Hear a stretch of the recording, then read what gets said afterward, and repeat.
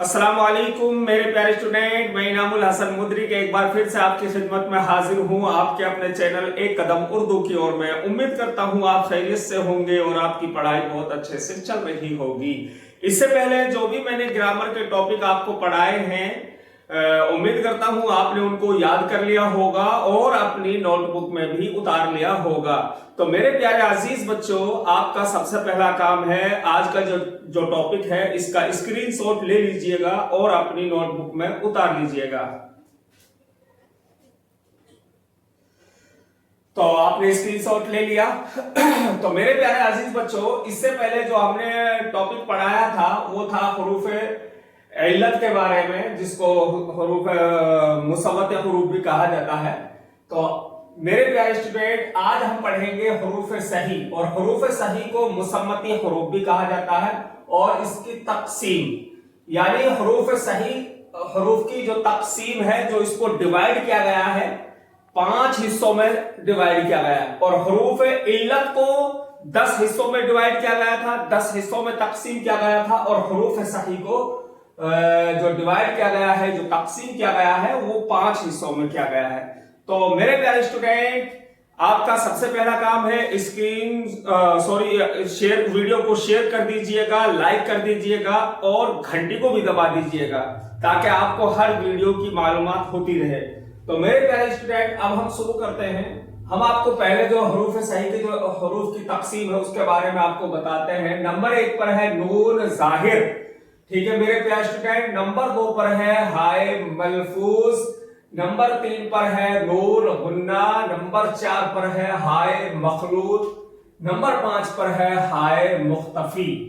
तो मेरे प्यारे स्टूडेंट, सबसे पहले हम समझेंगे नून जाहिर या नून गुन्ना, नून को, नून जाहिर या नून एलानिया को हम सबसे पहले समझेंगे और इसकी डेफिनेशन क्या है वो हमें समझनी है। नून जाहिर या नून एलानिया, इसको नून जाहिर भी कहा जाता है या फिर नून एलानिया भी कहा जाता है। वो नून है, नून जाहिर या नून एलानिया वो नून है, कौन सा नून है? वो नून है जिसकी आवाज साफ जाहिर हो, यानी वो नून जिसको साफ पढ़ा जाए, बिल्कुल क्लियर पढ़ा जाए। समझ पा रहे हैं आप?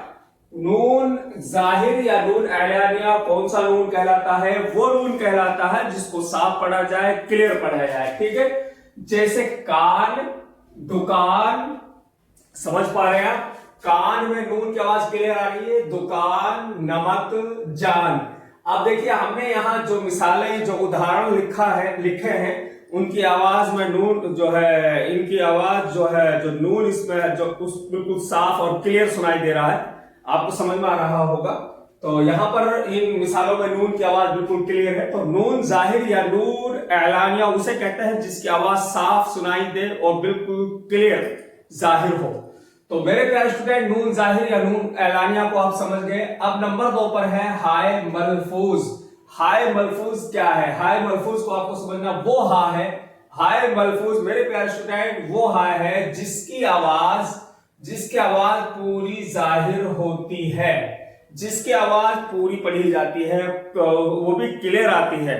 हाय मलफूज यानी वो हा है जिसकी आवाज पूरी जाहिर होती है, जो पूरी निकाली जाती है उसकी आवाज, जैसे हमारा, गवारा, हिमालय वगैरह। यानी ऐसा कोई लफ्ज जिसमें हा की आवाज साफ आए, क्लियर समझ में आए कि यहां हा की आवाज को निकाला जा रहा है। जब हा की आवाज को आप साफ समझेंगे और साफ आपको सुनाई दे, और तो फिर समझ लीजिए कि वो हा क्या कहलाएगी? हाय मलफूज कहलाएगी, यानी हा की आवाज को साफ जाहिर किया जाए। समझ गए आप? तो अब आपको समझना है नंबर 3 पर नून गुन्ना। नून गुन्ना किसे कहते हैं मेरे प्यारे स्टूडेंट? वो नून है जिसकी आवाज साफ ना निकले। वो नून गुन्ना क्या है? वो नून है जिसकी आवाज साफ ना निकले, बल्कि जिसकी आवाज क्या ना निकले? साफ ना निकले, बल्कि सिर्फ नाक से निकले। नून गुन्ना की आवाज जो है साफ नहीं निकलती है, बल्कि उसको नाक से पढ़ा जाता है, उसकी आवाज नाक में जाती है, ठीक है। नून गुन्ना की आवाज कहां जाती है? नाक में होकर आती है और साफ नहीं निकलती है। जैसे कहां, सांस, क्यों, के वगैरह, क्यों के वगैरह, ठीक है, आप समझ गए। तो इन मिसालों में आप देख सकते हैं कहा, सांस, क्यों के वगैरह में नून की जो आवाज है वो क्लियर नहीं है और यहाँ पर नून गुन्ना है। ठीक है, नून गुन्ना अब याद रखें कि नून गुन्ना अगर दरमियान में आता है तो उस पर नुक्ता होता है और नून गुन्ना किसी लफ्ज के आखिर में आता है तो वहां पर नुक्ता नहीं होता है। मेरे प्यारे स्टूडेंट, जैसे आप सांस में देख सकते हैं नून जो है दरमियान में आया है सांस के, ठीक है, तो ये जो सांस लफ्ज लिखा हुआ है इसमें नून दरमियान में है और क्यों के में भी नून दरमियान में है। तो आप ध्यान रखें जब नून किसी लफ्ज के दरमियान में आएगा तो वहां पर उसके ऊपर नुक्ता होता है। अगर नून किसी लफ्ज के आखिर में आता है तो वहां पर नून गुन्ना जब किसी लफ्ज के आखिर में आता है तो वह उसके ऊपर फिर नुक्ता नहीं होता है। अगर नून गुन्ना किसी लफ्ज के दरमियान में आ जाए तो वहां पर नुक्ता होता है। तो मेरे प्यारे स्टूडेंट, अब आपको समझना है हाय मखलूत क्या है। हाय मखलूत कहते हैं वो हा जिसकी आवाज उससे पहले हुरूफ के साथ मिलकर निकलती है। वो हा जिसकी आवाज उससे पहले हरूफ के साथ मिलकर निकलती है। मेरे प्यारे स्टूडेंट, हाय मखलूत किसे कहते हैं? वो हा जिसकी आवाज उससे पहले वाले हरूफ के साथ मिलकर निकलती है। जैसे और उस हा की आवाज, उस हा की अपनी अलग आवाज नहीं होती है।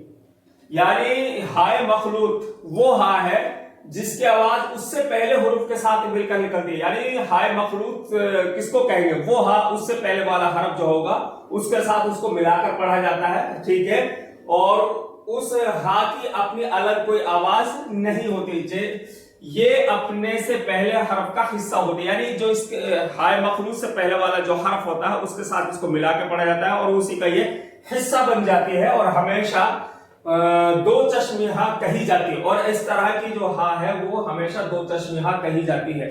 अब जैसे उदाहरण से आप क्लियर समझ में आ जाएगा आपको, धागा, मुझे, कभी, भारत। अब यहां देखेंगे कि दो चश्मी हा को यहां पर क्लियर साफ जाहिर नहीं पढ़ा जा रहा है, बल्कि दो चश्मी हा से पहले वाला जो हरफ है उसके साथ इसको मिला दिया गया है। और इस तरीके से जब कोई दो चश्मी हा आती है तो उसको हाय मखलूत कहा जाता है। मेरे प्यारे स्टूडेंट, अब आपको समझना है हाय मुख्तफी। हाय मुख्तफी क्या है? इसकी आवाज पूरे तौर पर, हाय मुख्तफी की जो आवाज है इसकी आवाज पूरे तौर पर हा की नहीं निकलती। ठीक है, हाय मुख्तफी क्या होता है कि इसकी आवाज पूरे तौर पर हा की नहीं निकलती, कभी अलिफ की और कभी सिर्फ जबर की आवाज रह जाती है। यानी कभी तो अलिफ की आवाज निकलती है, कभी जबर की आवाज निकलती है। यानी पूरी तरीके से मुकम्मल जो है हा की आवाज नहीं निकलती उसमें। कभी तो अलिफ की आवाज दे देता है, कभी हा की आवाज निकल जाती है। इस तरीके से होता है, कभी जबर की आवाज।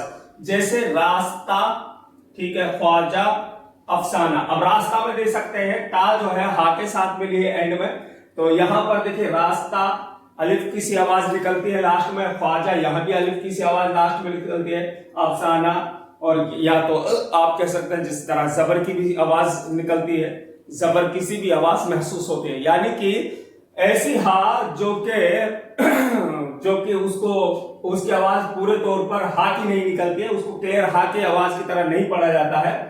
कभी अलिफ की आवाज और कभी सिर्फ जबर की आवाज रह जाती है। यानी कि कभी तो वो अलिफ की आवाज दे देती है और कभी जबर की आवाज दे देती है। इस तरह की हा को कहते हैं हाय मुख्तफी। मेरे प्यारे स्टूडेंट, उम्मीद करता हूं आज का ये टॉपिक आपको बहुत अच्छे से समझ में आ गया होगा। अगर नहीं समझ में आया है तो आप हमें कमेंट में बता सकते हैं।